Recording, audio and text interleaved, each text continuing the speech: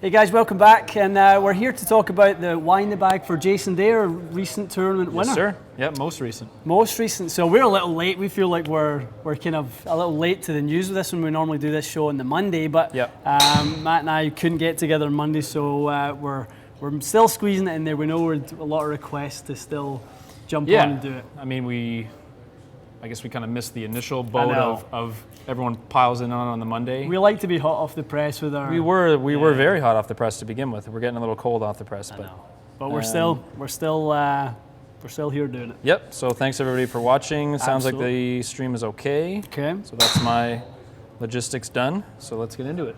So, I mean, obviously, a favourite stop in the PGA Tour every year at Quail Hollow. Really nice golf course. Really top course, attracts some of the best players, great to see.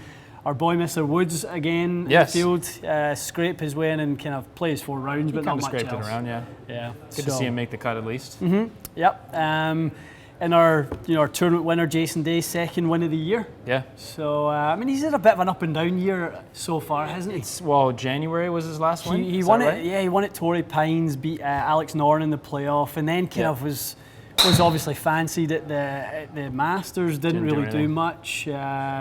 There. So, he's definitely been blowing a little hot and cold, but he looked good. Went in with a nice lead into the last day. Had a little wobble kind of halfway through and then turned out to be strong. Good that he had the lead. His interview, he basically said he had no idea where it was going off the tee, which is probably a relative term. I mean, he's a really good player. He hit some squirrely ones off the tee, but his putting and his chipping were amazing. I think that's just the nature of it, though, with these guys. Like, they can be a bit like that and still grind out a score. Yeah. I mean, it's... Well, it shows it shows how good his game is overall. He felt like he played pretty bad in the last day, and he still won a PGA Tour event, so nothing wrong with that. Exactly. So let's dig into his bag, and obviously an all tailor-made bag for Jason Day. 14 clubs. All 14. We've had a bit of a mixed bag since Patrick Reed obviously won the Masters, and we've had some other guys that have kind of got some different clubs in the bag. Although, albeit our last one was a full PXG bag from Horschel and a full bag from Piercy at Titleist. True. But Jason Day, M3 in the driver.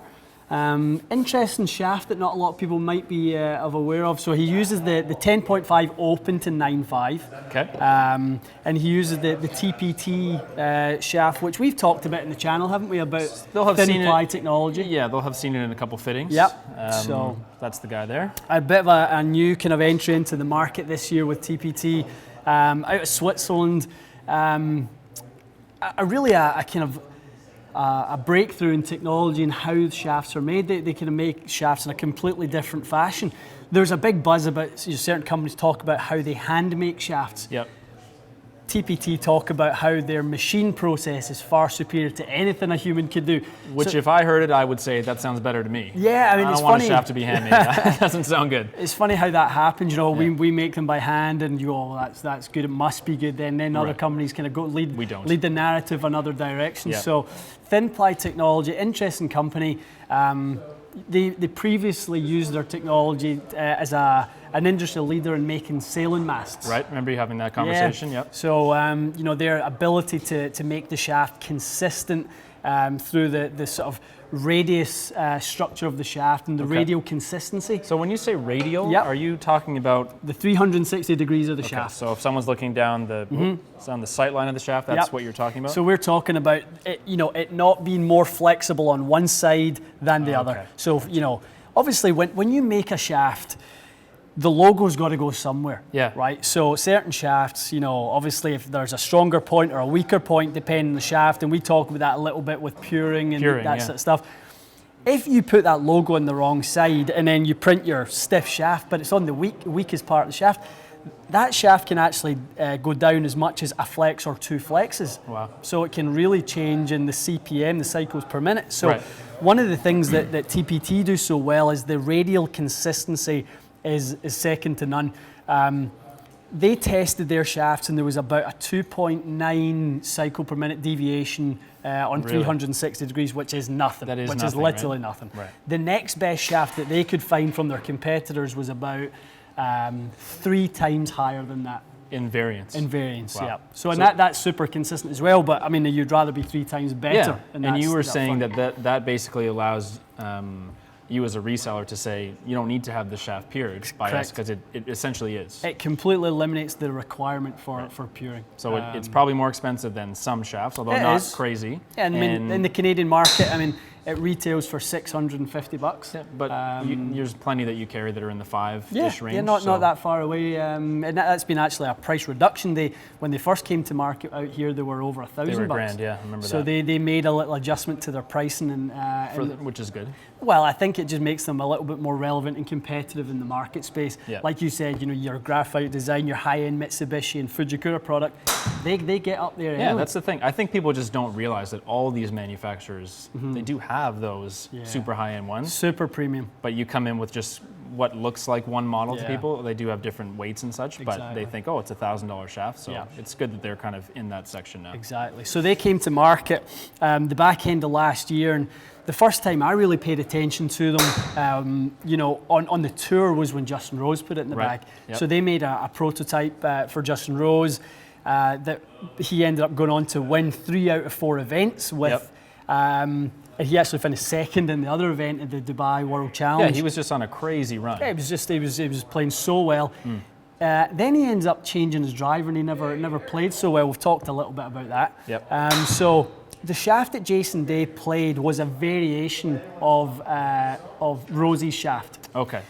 So Jason's shaft was a fraction heavier. Yep. Okay, so he traditionally has played over the last few years shaft by Mitsubishi called a Kurokage XT. I'm familiar with your that, shaft, baby. Yep. All right, so the 70TX. That's what he's been playing. But with the manufacturing process from TPT, they were actually able to make something a fraction lighter, but as stable, if not more stable. And that's been the kind of message from TPT. So when you're looking at the series of shafts, so 15 is the stiffest range from TPT, which falls into the 265 CPM bracket. And that's how stiff is that? That's how stiff it is. Right. Yep. So that works out to be about, just above X flex on the rifle scale. And CPM, the higher the number, the stiffer it is. Correct, exactly. Gotcha. So that's exactly it. So when we load the shaft in the frequency machine, the faster it kind of loads and unloads or oscillates. That's a measurement of that. Right. So the shaft that Jason Day get into, they're calling it the 14.5 series. Right. So they go 15 to 19 right now. And then the 14.5 is a tour exclusive shaft. A true one-off, probably, that was built for him. Built for him based on his tolerances and preferences and requirements. So, but unlikely someone would need that profile anyway. He swings about as fast as anyone. Yeah, he's up there. Quick transition. Yeah. So he loads it a bunch, and you look at that. We'll go into his iron shaft a little bit later on, but he plays some pretty stout iron shafts as well. So that's the kind of the TPT rundown. And guys, we're actually going to do a little bit of a Q&A at the end of this. Yes. So just if I don't want to skip over TPT, there's a big story behind TPT, for sure, but if there's more, if you guys want to know more about that shaft and the bend profiles and stuff, maybe we'll address that then. For sure. Leave us some questions and we'll go through them at the end. Exactly. Okay, so that's what Jason's got in the driver. Yep. TaylorMade M3 3-wood. Yep. Okay, so he is playing his old Kurokage 80TX fairway wood shaft in that guy. So he's been using that for a while? He's been using that one for a little while, yep. So that was really just a shaft change for him going into that one. So, obviously such a good wood player. Very familiar shaft for him, so that's what he likes. Yep. Interesting one that he's another one of these driving iron guys. And he uses, this is like, do they still have that UDI? It's called the P790 UDI. Okay, so that's exactly what he's using. Okay. So you've got this P790 that we carry in the store, this one, and then you've got the UDI version, which is obviously which they make the 1, the 2, and the 3 iron. Okay, I wasn't sure if because to me it seemed like they're just using a 2 iron from that iron set. That's not what it is. No, that iron set doesn't go down as far as that, but they have a UDI version of that. So same sort of properties as the P790 with the hollow construction with the speed foam in there. I want to show that on camera. Yeah. They actually just had a big commercial running on the Golf Channel where they kind of showed how they how they inject it that in there and stuff like that. Yeah. Whether that's exactly how that works or not, who knows? But it's an iron that's really excels as a long iron. The nature of it being so high launch, low spin really makes it an unbelievable long iron. So you take obviously the 6 iron, some people complain that the P790s don't spin enough. Yeah. So that's obviously, that's an argument. If the ball isn't going to stop in the greens, there's an argument about that. You're not really looking for a 2 iron or a 1 iron to stop in a green. That's more about, getting it out there. Which is probably why so many of them use that model, because they're all looking to, there's no way any of those tour players want more spin, I wouldn't think, on a driving iron. No. Well, the thing is with those guys, they're so talented, they can elevate the ball anyway, true. and they can create stopping power through the angle of descent. Play a little fade or something like that. Yeah, that's it. I mean, you look at Tiger, remember some of those 2 irons that he hit in the Bahamas at the Hero World Challenge. I mean, he was hitting in that from 285 yards and getting it to kind of stop in the green and stuff like that. So it's a versatile club. Yeah, and one we're seeing in a lot of bags. Martin Keimer, we're seeing it in Rosie's bag. We're seeing it in a bunch. Obviously Tiger's bag. I think Rory put it in his bag. Yep, he did. So a lot of the TaylorMade guys are going down that route. So it's just, whether we've talked a little bit recently about, are you a 5-wood guy? Are you a hybrid guy? Are you a long iron guy? It's whatever works for you. And we're going to do a video eventually on that to show, but it is a lower launching club than a 5-wood and a hybrid. Yes. And that's why those guys have so much speed that off the tee to keep it low, a 5-wood is going to be impossible. Definitely. So this is just a better option. And we'll be able to elaborate a little bit from that first video we've done, and the kind of the topic, I guess, is going to be based around CG location. Right. So when you look at the body of the club, so CG location, we would maybe in the slightly more technical term would be the center of the mass. The center of the mass on a wood is obviously halfway back in that head, versus the center of the mass on a hybrid is closer to the face. Right. And then the center of the mass on an iron is even closer to the face. So you take those 3 profiles, and then you go, well, obviously, we're going to hit the iron with the flattest trajectory because the center of the mass is closest to the face. So, that plays such a part in launch trajectory and that sort of thing. Very cool. Okay. So, he's playing his unique, not unique to you, but the Dynamic Gold X7 shaft. So, we've got that behind us too. For those of you who watched our Iron Fit with Matt, that's what we fit Matt into, the really, really stiff tour-only version. That's this one there. So people will see that shaft band and they'll wonder, what is that? Yeah. This is the tour issue series. The tour issue band, So tour issue, you can still get them at most build shops. Have them? Yeah, I mean, if you're a preferred dealer with True Temper, you can get access to the tour issue line. Right. Yeah. So it is somewhat accessible.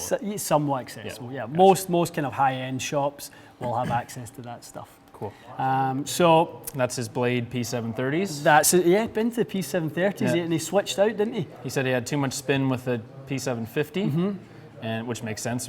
The 7 iron that he hit 230, he hit it like 150 feet in the air. Just crazy shot. So imagine if he had a cavity, I guess, just doesn't need the height. Jason Day is such a high ball hitter, and going back to the iron shafts, he put that shaft in play right before he won the 2016 Bay Hill Invitational. Right. So he changed out from, I believe he was playing original X100s before that, and like we've actually found in our test with X100, it can actually hit the ball a fraction higher than X7. Yeah. So he wanted something that flattened out that really high trajectory that he's got.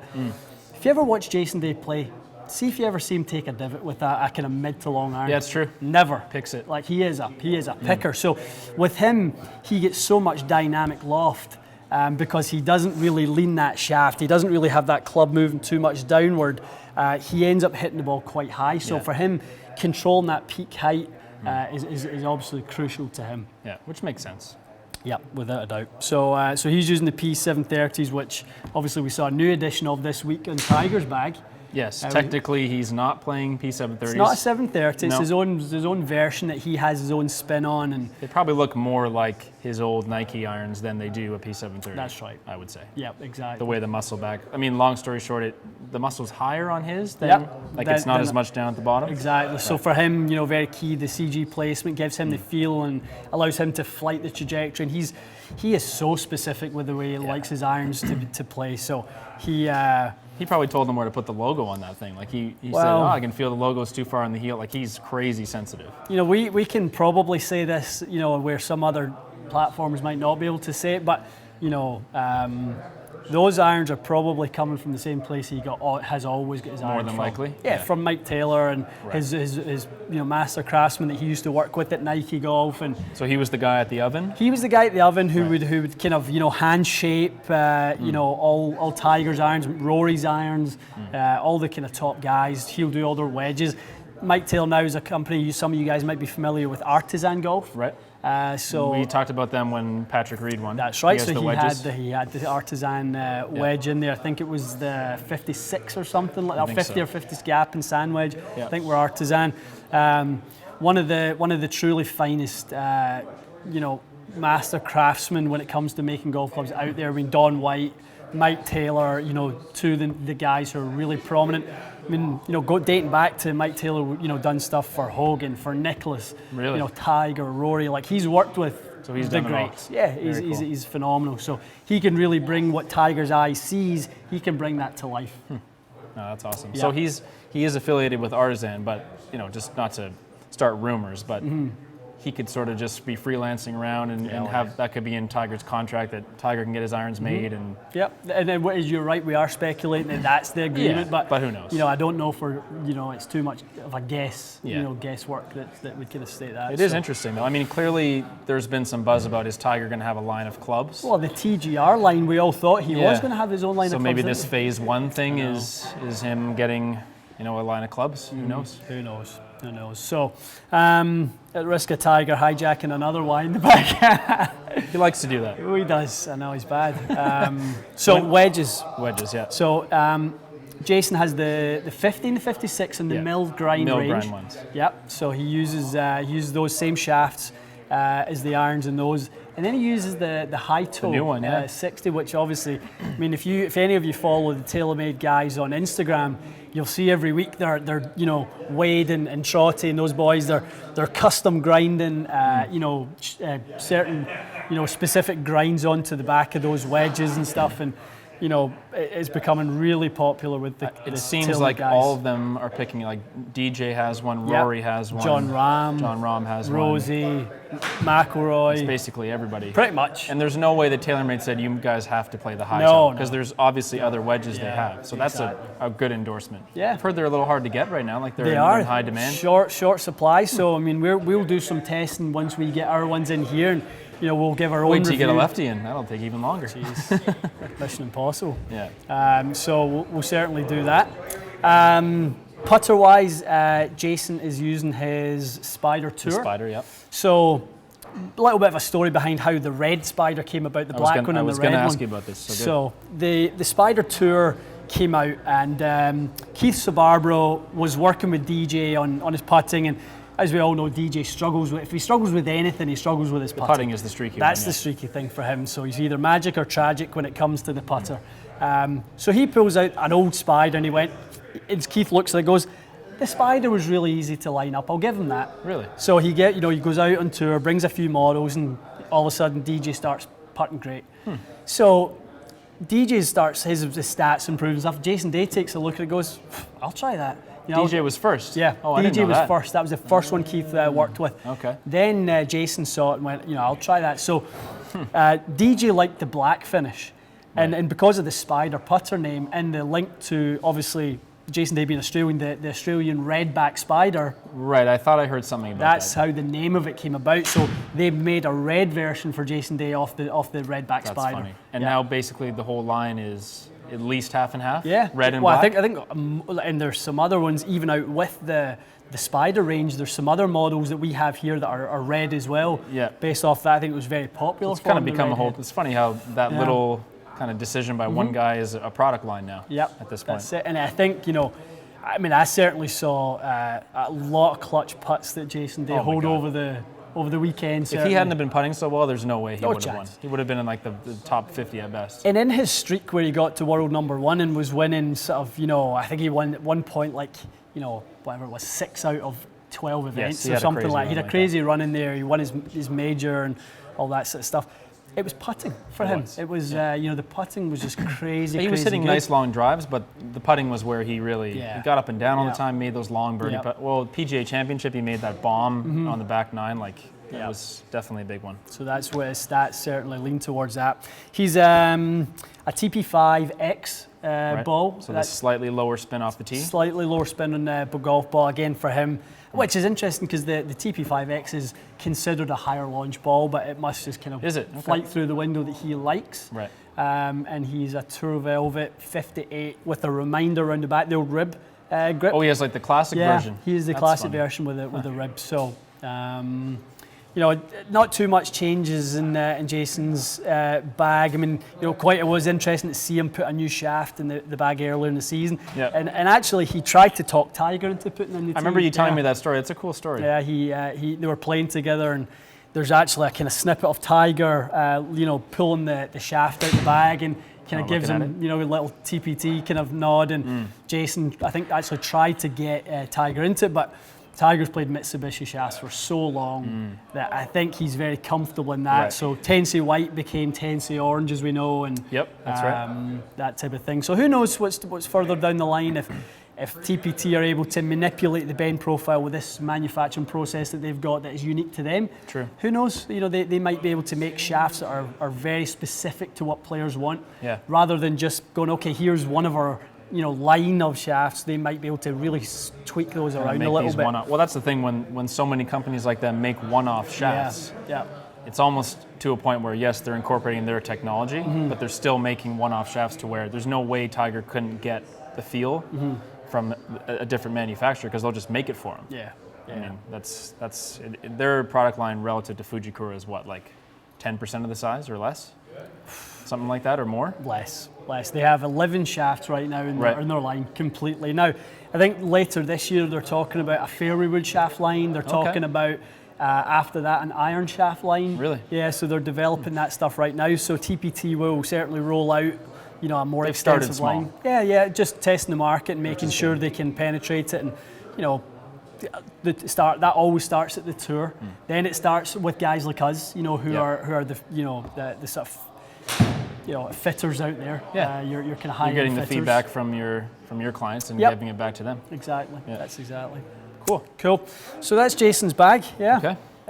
So let's take a few questions and see what's going on this week. Yeah, guys, if you have any questions, feel free to fire them at us right now. Good question about the putting series that we've been promising. Yeah, we'll keep promising to make putting videos. Best I can say is yes, we haven't forgotten about it.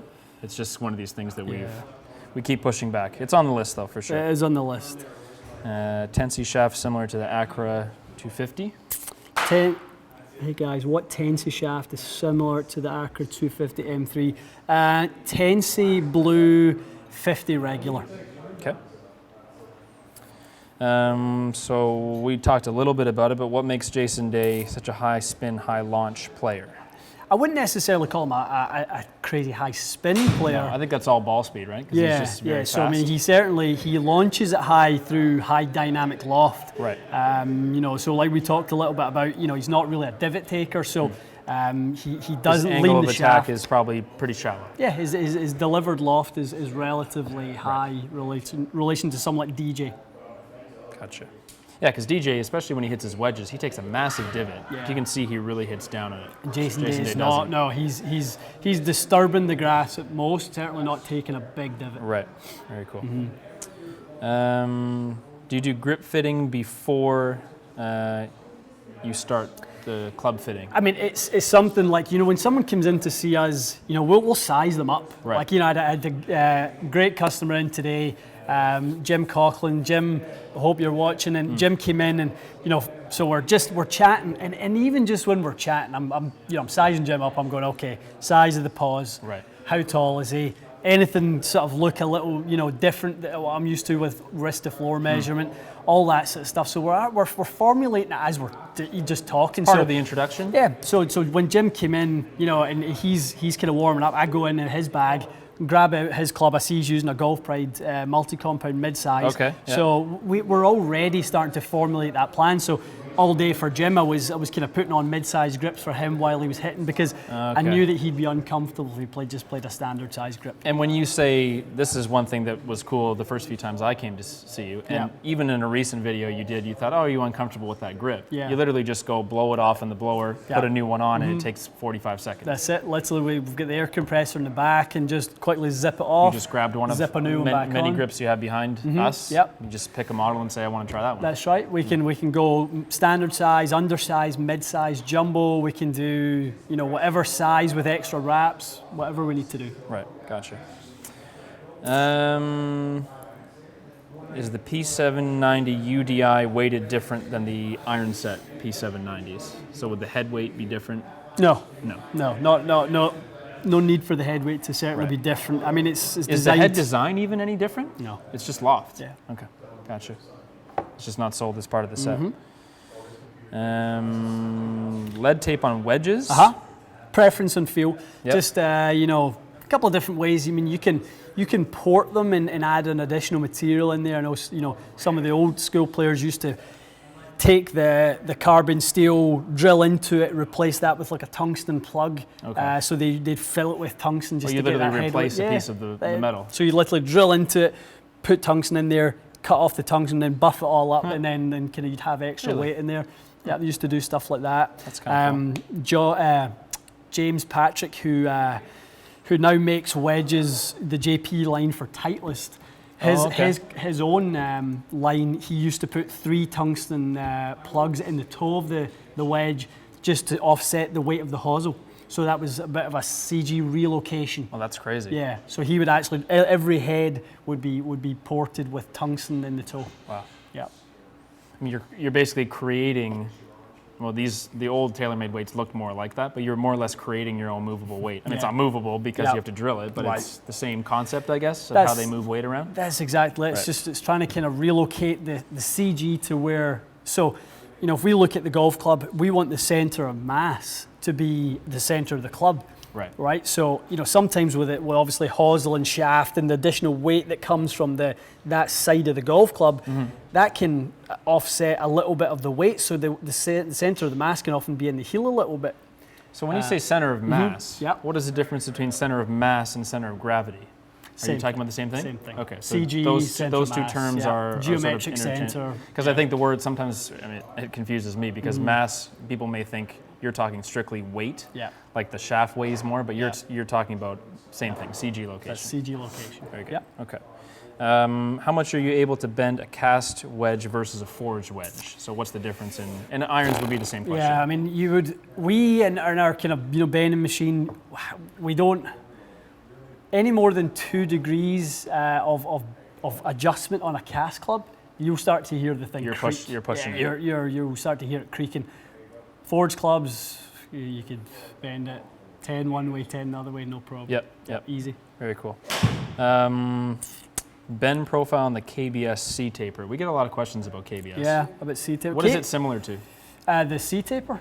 C-taper light, sorry. C-taper light. Yeah. C-taper light, so you've got 105 gram regular, 110 gram stiff, 115 gram X-Flex. Right. So it would be a little bit more similar to what we carry.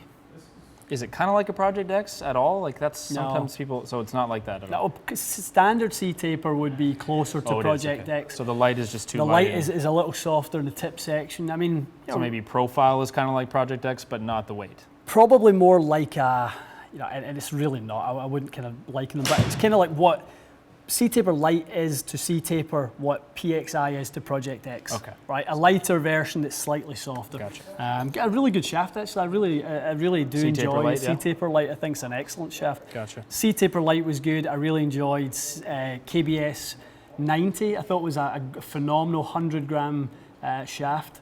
Really, really good. Real good sweet spot for a lot of golfers. Very cool. Okay, let's take a couple more. X-Flex iron shafts between 105 and 120 grams. Yep. Currently in Modus 105 in stiff. And want to look at something that is, it's playing a bit too soft. So what would you recommend? I mean, there is a 120. There's obviously a 120X that would play stiffer than the 105.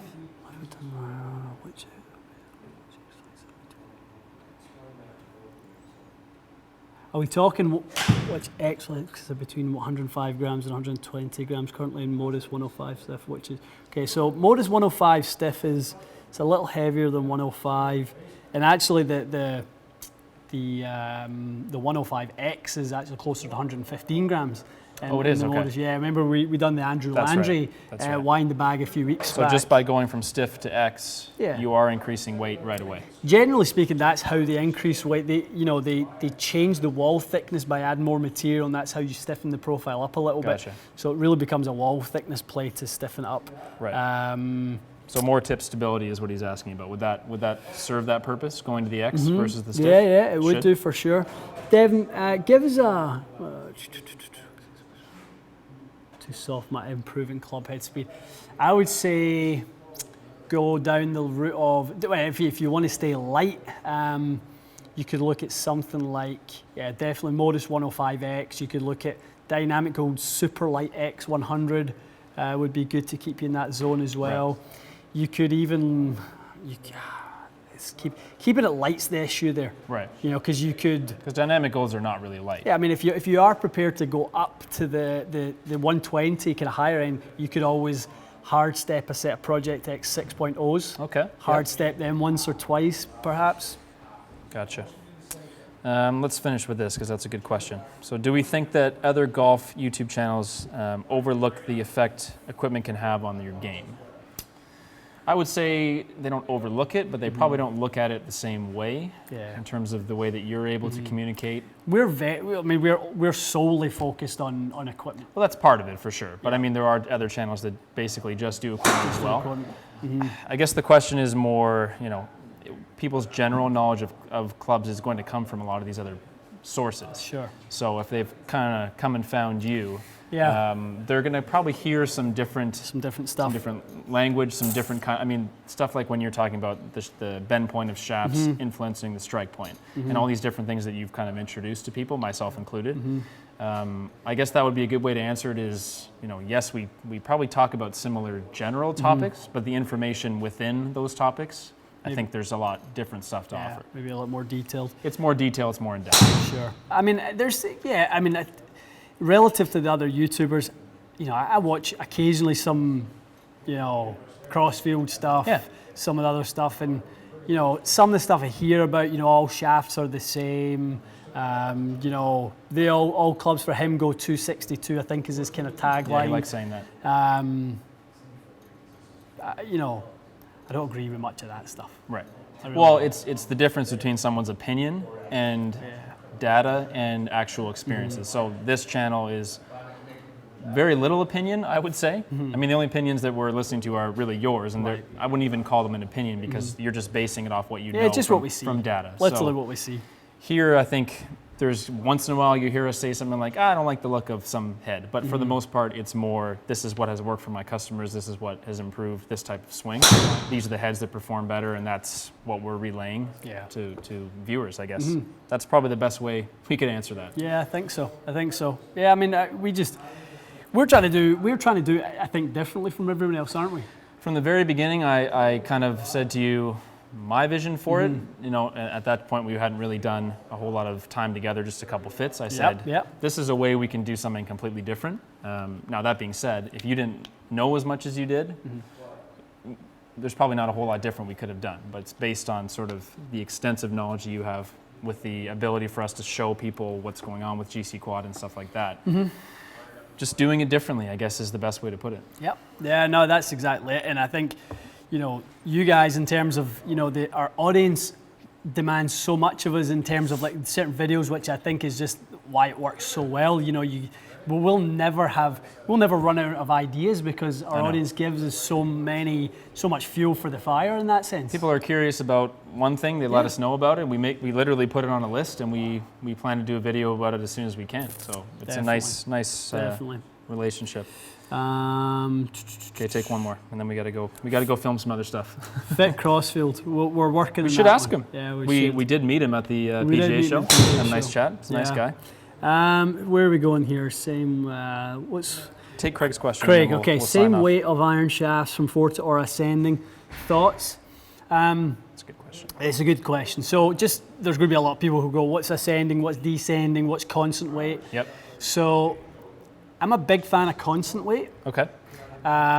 Ascending makes sense to me as well. So ascending mass being like dynamic gold AMT. So dynamic gold AMTs, the 4 iron is 112 grams, the 5 iron 115, 6 iron at 118, then 121, 124, 127, 130 up to just gets pitching heavier wedge, right? as you get shorter. 3 gram increments all the way up. Right. That makes sense to me because you want to swing a 4 iron with some speed and make it dynamic. Mm-hmm. You want to control your pitch and wedge, and have a bit more mass and weight to play with. Right. Perfect. Excellent.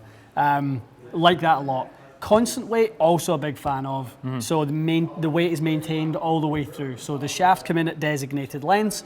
You cut them all the same amount to get down to their right amount. Right. So they all stay at the same weight throughout. Gotcha. The only one I don't love so much, and we do the odd set of parallel shafts that are descending in weight. Really? So when you take, when you frequency match a set of parallel shafts, mm-hmm. Say you've got a set of 4 to wedge, you're taking 7 41-inch blanks. Oh, you are? Yeah. Okay. So say they're 100 grams. Obviously the pitch and wedge, because you're cutting it to the shortest length, is the one you lose the most weight of. Really? And so you have a lighter pitching wedge than a 4 iron? In the shaft sense. The head weight is heavier. Of course. So obviously, it's just a different balance. So I don't love that type of build more of as a much. niche build where someone's requested that. Would you ever say to someone, I think you might be a candidate for that? Or that just not the kind of thing that would even come to your mind? Not so much. Yeah, not so much. I prefer constant weight or certainly ascending. You made Craig's night. Thanks, Craig. Good question. Thanks, Pally. That was a really good question. So this was good, guys. We're going to sign off because we're going to go film some other things, so we can keep some more content coming the rest of the week. Yeah. Thanks so much for tuning in. Sorry we're a little bit late. We're just, this time of year at TXG is busy. It's a busy place. It's a busy place. Lots of fittings going on, which is obviously what we love, but it kind of makes the schedule a little more challenging. We're making it work, though. We are. We're making it work. We'll squeeze it in one way or the other. Yeah. Well, as long as we're not a week late, like we're not doing Jason Day's What's in the Bag from the week prior and Tiger won the players or something, then we're in trouble. Definitely. Guys, thanks so much for watching and tuning in. We'll see you soon.